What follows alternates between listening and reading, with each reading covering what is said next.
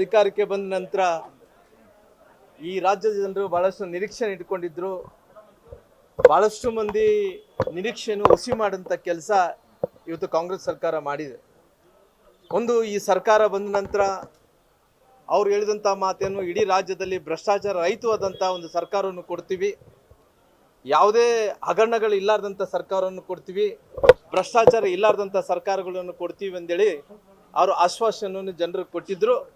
ಇವತ್ತು ಈ ರಾಜ್ಯದಲ್ಲಿ ಒಂದು ಭೂ ಹಗರಣಗಳಾಗಿರ್ಬೋದು, ಭ್ರಷ್ಟಾಚಾರ ಆಗಿರ್ಬೋದು, ಇವತ್ತು ಅನೇಕ ಎಸ್ಟಿ ನಿಗಮಗಳ ಹಣವನ್ನು ಭ್ರಷ್ಟಾಚಾರ ವಿಚಾರಗಳಾಗಿರ್ಬೋದು, ನಮ್ಮ ಅಧ್ಯಕ್ಷರಾದಂಥ ವಿಜೇಂದ್ರ ಅವರು ಸದನದ ಒಳಗಡೆ ಕೂಡ ಇವತ್ತು ಭಾಳ ಗಟ್ಟಿಯಾಗಿ ಏನು ಹಿಂದುಳಿದಂಥ ಸಮುದಾಯಗಳ ಹಣವನ್ನು ನುಂಗಿರುವಂಥ ವಾಲ್ಮೀಕಿ ಅಭಿವೃದ್ಧಿ ನಿಗಮದ ಹಣವನ್ನು ನುಂಗಿರುವಂಥ ಕಾಂಗ್ರೆಸ್ ಸರ್ಕಾರಕ್ಕೆ, ಮುಖ್ಯಮಂತ್ರಿಗಳಂಥ ಸಿದ್ದರಾಮಯ್ಯರಿಗೆ ಗಟ್ಟಿ ಧ್ವನಿಯಿಂದ ಎಲ್ಲ ಶಾಸಕರು ಸೇರಿ ನೀವು ಮಾಡಿರೋದೊಂದು ತಪ್ಪು, ಇವತ್ತು ಹಿಂದುಳಿದಂಥ ಸಮುದಾಯಗಳ ವಾಲ್ಮೀಕಿ ಸಮುದಾಯಗಳ ಹಣವನ್ನು ನಿಗಮದಲ್ಲಿ ತಾವು ಭ್ರಷ್ಟಾಚಾರವನ್ನು ಮಾಡಿ, ಇವತ್ತು ಪುನಃ ನಾನು ಭ್ರಷ್ಟಾಚಾರ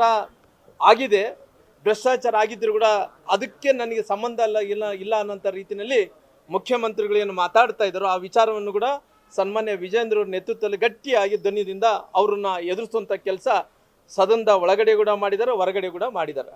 ಇವತ್ತು ಕರೆದಿರುವಂಥ ಸಭೆ ನಮ್ಮ JDS ಜಾತ್ಯತೀತ ಜನತಾದಳದ ಅಧ್ಯಕ್ಷರು, ಕೇಂದ್ರದ ಮಂತ್ರಿಗಳಂತ ಸನ್ಮಾನ್ಯ ಕುಮಾರಸ್ವಾಮಿಯವರು, ಜೊತೆಲೆ ನಮ್ಮ ರಾಜ್ಯಾಧ್ಯಕ್ಷರಾದಂಥ ಸನ್ಮಾನ್ಯ ವಿಜೇಂದ್ರ ಅವರು, ಜೊತೆಲೆ ಕೇಂದ್ರದ ಮಂತ್ರಿಗಳಂತ ಪ್ರಹ್ಲಾದ್ ಜೋಶಿ ಅವರು, ಯಡಿಯೂರಪ್ಪನವರು, ನಮ್ಮೆಲ್ಲ ವಿರೋಧ ಪಕ್ಷದ ನಾಯಕರು ಅಶೋಕ್ ಕಣ್ಣನವರು, ಚಲವಾದಿ ನಾರಾಯಣಸ್ವಾಮಿ ಅವರು, ಅನೇಕ ಮಂದಿ ಪ್ರಮುಖರೆಲ್ಲರೂ ಕೂಡ ಸೇರಿಕೊಂಡು ಮುಂದಕ್ಕೆ ಇದು ಒಂದು ತಾರೀಖ ಹಂತಕ್ಕೆ ತಗೊಂಡು ಹೋಗಬೇಕು ಅನ್ನೋಂಥ ಕಾರಣದಿಂದ ಅನೇಕ ವಿಚಾರಗಳನ್ನು ಚರ್ಚೆ ಮಾಡ್ತಾ ಇದೆ. ಚರ್ಚೆಗಳು ಮಾಡೋಂಥ ಟೈಮಲ್ಲಿ ಇವತ್ತು ನಮ್ಮ ರಾಜ್ಯಾಧ್ಯಕ್ಷರಾದಂಥ ಸನ್ಮಾನ್ಯ ವಿಜೇಂದ್ರ ಅವರು ಒಂದು ಸಂಕಲ್ಪ, ಒಂದು ತೀರ್ಮಾನವನ್ನು ಏನು ತಗೊಂಡಿದ್ದಾರೆ, ಪಾದಯಾತ್ರೆ ಮಾಡಬೇಕು. ಈ ಪಾದಯಾತ್ರೆ ಮಾಡಬೇಕು ಅನ್ನೋಂಥ ತೀರ್ಮಾನವನ್ನು ಅವರು ತಗೊಂಡ ನಂತರ ಸನ್ಮಾನ್ಯ ರಾಜ್ಯಾಧ್ಯಕ್ಷರಾದಂಥ ಜಾತ್ಯತೀತ ಅಧ್ಯಕ್ಷರಾದಂಥ ಸನ್ಮಾನ್ಯ ಕುಮಾರಸ್ವಾಮಿ ಅವತ್ತು ಕೂಡ ಇವತ್ತು ಕೋರ್ ಕಮಿಟಿಯ ಸದಸ್ಯರ ಜೊತೆಲಿ ಚರ್ಚೆಯನ್ನು ಕೂಡ ಮಾಡ್ತಾ ಇದ್ದಾರೆ. ಹಂಗಾಗಿ ಇವತ್ತು ಒಂದು ಮುಂದಿನ ದಿನಗಳಲ್ಲಿ ಅಂದರೆ ಆದಷ್ಟು ಶೀಘ್ರದಲ್ಲೇ ಬೆಂಗಳೂರಿನಿಂದ ಮೈಸೂರು ತನಕ ಪಾದಯಾತ್ರೆ ಹೋಗಬೇಕು. ಮೊದಲನೇ ಫೇಸಿನ ಈ ಹೋರಾಟ ಏನಂದ್ರಿಗಿನ ಇವತ್ತು ಬೆಂಗಳೂರಿನಿಂದ ಮೈಸೂರು ತನಕ ಪಾದಯಾತ್ರೆಯನ್ನು ಹೋಗಬೇಕು. ಪಾದಯಾತ್ರೆ ಹೋಗುವಂಥ ಟೈಮಲ್ಲಿ ಏನೇನು ಮಾಡಬೇಕು, ಇವತ್ತು ನಾವು NDAದಿಂದ ಇಬ್ಬರು, ಭಾರತೀಯ ಜನತಾ ಪಾರ್ಟಿ ಮತ್ತು JDS ಪಕ್ಷ ಇಬ್ಬರು ಸೇರಿಕೊಂಡು ಈ ಹೋರಾಟ ಬೆಂಗಳೂರಿನಿಂದ ಪ್ರಾರಂಭ ಆಗಿ ಮೈಸೂರು ತನಕ ಕೂಡ ತಲುಪಬೇಕು. ಮುಂದಿನ ದಿನಗಳಲ್ಲಿ ಇನ್ನು ಬಳ್ಳಾರಿಯಿಂದ ಏನು ಮಾಡಬೇಕು ಅನ್ನೋಂಥ ವಿಚಾರವನ್ನು ಹೈದರಾಬಾದ್ ಕರ್ನಾಟಕ ಕಲ್ಯಾಣ ಕರ್ನಾಟಕದಿಂದ ಕೂಡ ಇನ್ನು ಹೋರಾಟವನ್ನು ಏನು ಮಾಡಬೇಕು ಅನ್ನೋಂಥ ಕಾರಣ ಇದ್ರ ಬಗ್ಗೆ ಕೂಡ ಚಿಂತನೆ ನಡೀತಾ ಇದೆ. ಹಂಗಾಗಿ ಮೊದಲನೇ ಫೇಸಿನ ನಮ್ಮ ರಾಜ್ಯಾಧ್ಯಕ್ಷರಂತ ಸನ್ಮಾನ್ಯ ವಿಜೇಂದ್ರವರು, ಕುಮಾರಣ್ಣನವರು ಮತ್ತು ಯಡಿಯೂರಪ್ಪನವರು, ನಮ್ಮೆಲ್ಲ ನಾಯಕರು ಸೇರಿಕೊಂಡು ಇವತ್ತು ನಾನು ಡೆಲ್ಲಿಗೆ ಹೋಗಬೇಕಾದ ಕಾರಣ ನಾನು ಮಾತಾಡಿ ಎದ್ದು ಬಂದಿದ್ದೀನಿ. ಕೆಲವೇ ಸಮಯಕ್ಕೆ ಡೇಟ್ ಫಿಕ್ಸ್ ಆಗುತ್ತೆ, ಇನ್ನೊಂದು 2-3 ದಿನ ಒಳಗಡೆ ಯಾವ ಡೇಟ್ ಅಂತೇಳಿ ಫಿಕ್ಸ್ ಆಗುತ್ತೆ. ಆ ಡೇಟ್ ಫಿಕ್ಸ್ ಮಾಡಿಕೊಂಡು ಬೆಂಗಳೂರಿನಿಂದ ಮೈಸೂರು ತನಕ ಪಾದಯಾತ್ರೆಯನ್ನು ಮಾಡೋದ್ರ ಮೂಲಕ ಈ ಕಾಂಗ್ರೆಸ್ ಸರ್ಕಾರವನ್ನು ಪ್ರತಿಯೊಂದು ವಿಚಾರವನ್ನು, ಪ್ರತಿಯೊಂದು ವಿಷಯವನ್ನು ಎಲೆ ಆಗಿ ಬಿಡಿಸಿ ಜನರಿಗೆ ತಿಳಿಸುವಂಥ ಕೆಲಸ ಮಾಡ್ತೀವಿ. ಅದು ಎಸ್ಟಿ ನಿಗಮದ, ವಾಲ್ಮೀಕಿ ಅಭಿವೃದ್ಧಿ ನಿಗಮದ ಹಣ ಭ್ರಷ್ಟಾಚಾರ ಆಗಿರ್ಬೋದು, ಮೂಢ ವಿಚಾರ ಏನು ಈ ಭೂ ಹಗರಣ ವಿಚಾರ ಆಗಿರ್ಬೋದು, ಭ್ರಷ್ಟಾಚಾರ ಆಗಿರ್ಬೋದು, ಎಲ್ಲ ವಿಚಾರಗಳನ್ನು ಜನರಿಗೆ ತಿಳಿಸುವಂತ ಕೆಲಸ ಭಾರತೀಯ ಜನತಾ ಪಾರ್ಟಿ ಮಾಡುತ್ತೆ, NDA ಪಾರ್ಟಿ ಮಾಡುತ್ತೆ. ಬೇಡಿಕೆ ಇಟ್ಟಿದ್ರೆ ನೀವು ಅಲ್ಲ, ಬಳ್ಳಾರಿ ವಿಚಾರದಲ್ಲಿ ಚರ್ಚೆ ನಡೀತಾ ಇದೆ. ಇನ್ನ ಮುಂದಕ್ಕೆ ಇದನ್ನ ಒಂದು ತಾರಕ್ಕೆ ಹಂತಕ್ಕೆ ತಗೊಂಡು ಹೋಗಬೇಕು. ಯಾಕಂದ್ರೆ ಇಲ್ಲಿಗೆ ಬಿಡಬಾರ್ದು. ಯಾಕಂದ್ರೆ ಅವರು ಮಾಡ್ತಾ ಇರುವಂತ ಭ್ರಷ್ಟಾಚಾರ ಏನಿದೆನೋ ಅದು ಮಾಮೂಲಿ ಭ್ರಷ್ಟಾಚಾರ ಅಲ್ಲ, ಈ ಶತಮಾನದ ಒಂದು ದೊಡ್ಡ ಭ್ರಷ್ಟಾಚಾರ.